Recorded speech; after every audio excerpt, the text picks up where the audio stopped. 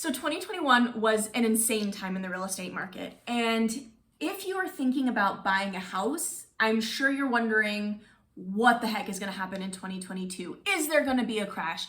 Is the market going to swing from being a super seller market and finally start favoring the buyers?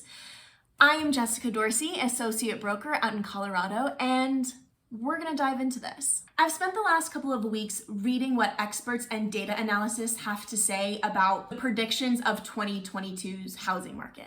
Most analysts are saying that it is going to take a fair amount of time for the market to actually start to be a balanced market, meaning that the number of houses for sale and the number of buyers match up. As you know, right now, we're definitely in a seller's market pretty much across the country, some more so than others. Colorado in particular is a huge seller market right now, which means that the inventory of houses is very imbalanced. There are too many buyers out there for the amount of houses that are actually available to sell. Typically, the hot time to sell a house in the United States is in the spring and summer months. So as we're looking to April, May, June, July, we're gonna wanna start seeing sellers decide to put their homes on the market. Also, investors who bought a flip house, so they bought it at a lower price, upgraded it out the wazoo, and are now ready to take a profit on it, should hopefully start listing their homes. Also, if they have been heavy in the rental market, they might ultimately decide that now is the time to sell those houses rather than to continue utilizing them as rental properties. Ralph DiBagmara, founder of Home Qualified, has said, according to Fannie Mae, we will see an almost 50% shortage of homes available to meet a normal demand of buyers. I believe it will take 2 to 3 years of the inventory shortage to normalize again. Ultimately, that is saying that we have been really behind in inventory for a really long time, and we're just now starting to catch up to the demand that the buyers have put on the market.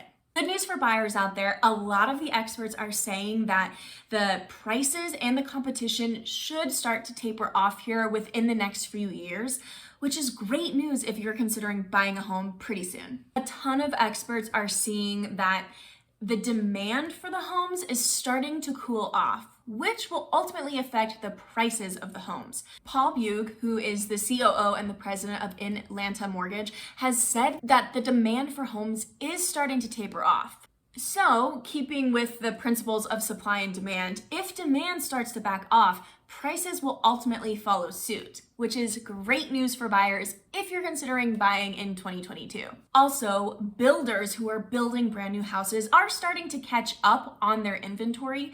So with more inventory means that prices can start to stabilize a little bit. We're not gonna see the huge 11% jump in value over 1 year. Bug went on to say that the inventory and the amount of buyers will start to shift towards a more normalized market next year. Thank you, God. It's been rough for everyone. What is causing the hot fire sellers market right now is a pretty basic supply-demand issue.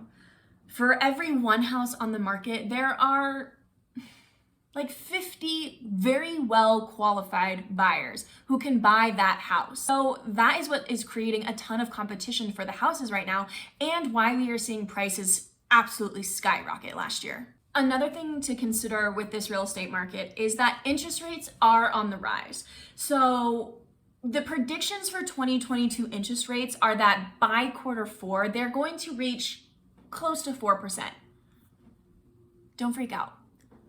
4% is still astronomically low than it has ever historically been. Ever. 4%. And we're considering that high. I know a lot of my buyers are starting to freak out because, yes, the interest rate does affect your purchasing power. However, 4% is still so incredibly low. I don't think it should be the number one consideration if you are still thinking about buying a house. Interest rates in the 90s were close to 18%. So to be slightly panicked over a 4% interest rate, you gotta adjust your expectations a little bit. There is a huge difference between 18% and 4%. So don't let the interest rates rising freak you out more than it should.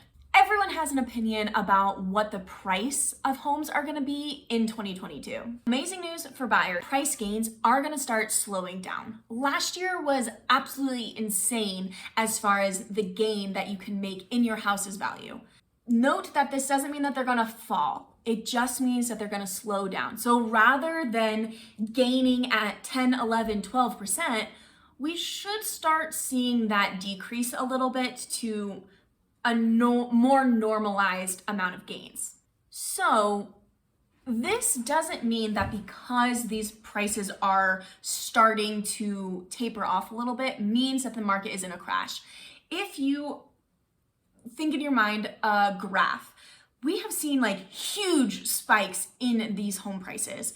This 11-12% that we saw in Colorado is not a normal thing at all. So what the data analysts are saying is that rather than everything crashing and going to hell in a handbasket, it's just going to start tapering off. So rather than seeing this huge slope, you're going to start seeing a more moderate slope, which is good news for home buyers. What analysts are definitely in agreement of is that there is not going to be a real estate crash reminiscent of 2008. What we are seeing right now, they are not at all the same circumstance. The 2008 crash was due to predatory loans and people purchasing homes who were not qualified to purchase those homes. That is the exact opposite of what we are seeing right now in the real estate market. As I said previously, this whole market that we have been seeing over the last few years is 100% a supply-demand issue. That was a lot to take into consideration. And so if you're sitting there wondering, Jessica, I don't know how any of this information actually helps me make a decision on whether I should buy. Should I re-sign my lease? Should I give up my goal of becoming a homeowner? Fear not. My advice to you right now would be, do not try to time the market. Real estate is a long game.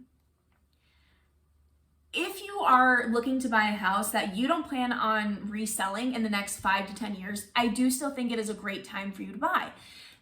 You need to look at other factors within your personal self if now is the right time for you to buy. Buying a house needs to be a personal decision. You need to be in the right headspace, the right financial space, all of that in order to buy a house. So stop trying to time the market and stop trying to look for signs in the universe that now is the time to buy. So let me know in the comments if you are thinking about buying a house in 2022. And if you're not, what is keeping you from purchasing a house in 2022? If you are still confused about what is happening in the real estate market, comment below and I will absolutely answer any questions that you have. I'm Jessica Dorsey, Associate Broker in Colorado. Have a great week.